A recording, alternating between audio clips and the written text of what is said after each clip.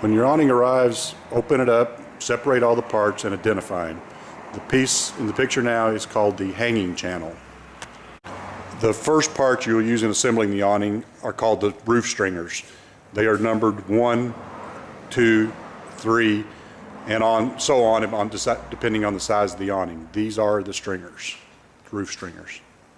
Next are your side stringers. These are your side stringers. They're numbered 1 and 2. 1 goes at the front, 2 go bottom, and 2 goes at the top. Next you have the upper pans. The upper pans are a little bit longer than the lower pans and have a notch at 6 inches. And then you have the lower pans, which are just a little shorter and notch at 5.5 inches. And then you have your side pans, which are in these 2 bundles here. And then this is your hardware pack. 2 of the lower panels are marked on one side to give you the stringer locations. Okay, now we'll put the lower in. Here's how it works. You got 3 stringers. You're going to slide this into all 3 stringers.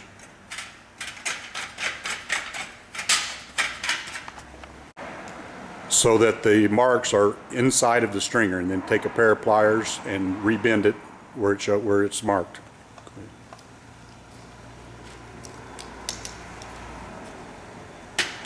In your hand.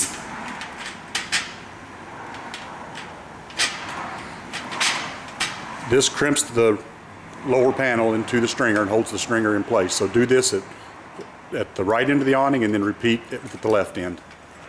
With that done, your stringers are set where they need to be.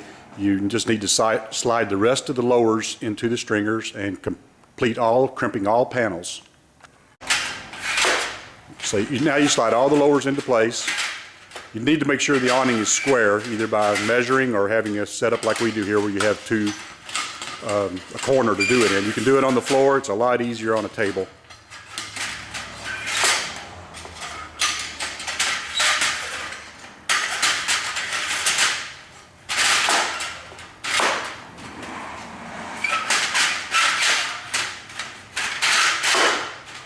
Now that all your panels are in, all you need to do is crimp every one of them inside of the stringer so that it holds everything together and locks everything in place.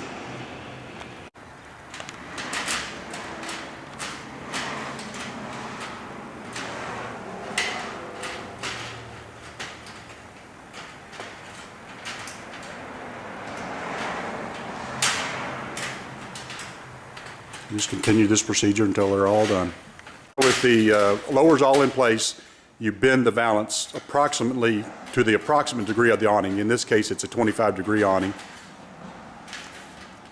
Once that's done, you get ready to start snapping on the uppers. You snap on all the uppers except the 2 end uppers. If you have trim pans, they're normally the second and third upper from each end, or just the first one from each end, second one from each end. With your uppers all laid out in place, just start snapping them into place. Don't worry about the degree of the valance right now. As long as it's close, we'll fine-tune it later when we put the sides on. This completes the assembly of the roof of the awning. Now we'll continue on to the sides. Your side panels also have a marked panel on them. So take your stringers, find the marked panels, make sure they're gradually going up the slope, and start putting them into the stringers. And once you get to where they're marked, grab your pliers and start bending them one by one. In a small awning like this, they might all be marked. In the larger awning, only the end ones are going to be marked, or the end next to the end.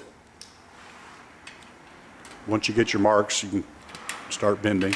It's best if you have a square so you can square everything up, but with them already marked, it should be right on every time. As soon as you get all your panels bent into place, it's as easy as snapping your uppers on, and you've got a completed side.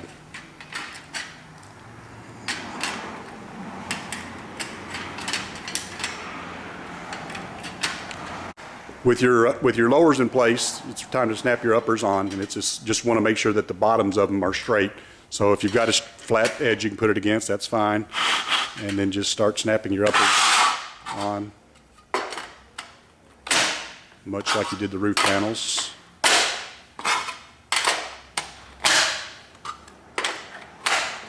And that is a completed right side of the awning. ready to go onto the awning. We'll build the left and then show you how to install them on the awning.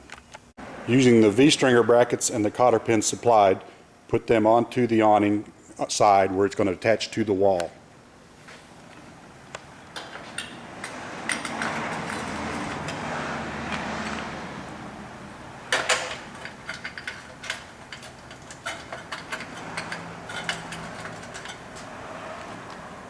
Bend the cotter pin as normal.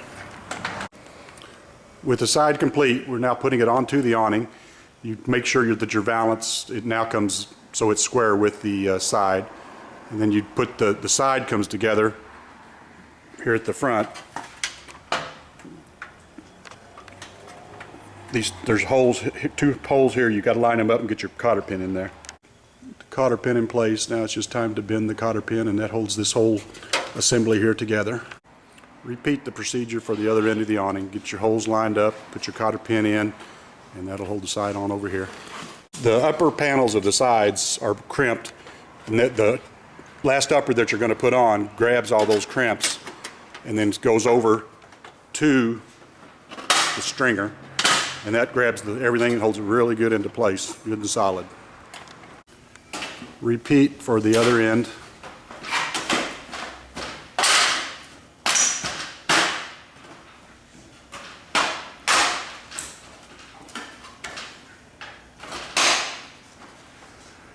Okay, with this complete, there's one final step and then the awning will be fully assembled.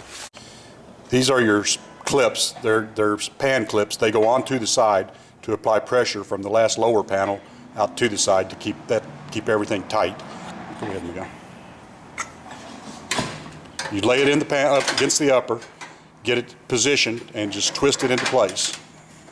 Just like that. And it really locks it in tight. I think I missed that whole thing. Let's try this one. Repeat for the other side. The awning is now fully assembled. The awning is now ready to hang. Before installing the hanging channel, it's a good idea to lay your hanging channel on the awning and go along and mark the center of each upper panel. If your installation screws can possibly go at those points, it's best, because that way they will not be seen from the outside after the awning's hung. There will be no visible screws on the awning. The next step is to hold the awning up to where you're going to install it and position it, and decide exactly where you want it, and then mark the location so that's where you'll put the hanging channel. Now put the hanging channel on your existing marks. Find your studs. 2-inch screws are provided to attach 2 studs. If you need to go to a masonry wall or a hollow wall, you're going to need to provide your own anchors, and you also will need to provide your own caulking to caulk the top of the hanging channel. With the hanging channel secure on the wall, next step is just to set the awning into the hanging channel. The back stringer of the awning sets into the hanging channel. Just like that. And then you attach through the hanging channel into the stringer with the Tech screws.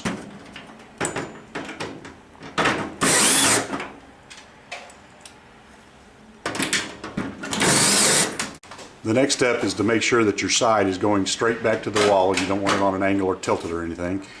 And once you have that done, then the last step is to put the screws into the V-stringer brackets, and that completes the installation.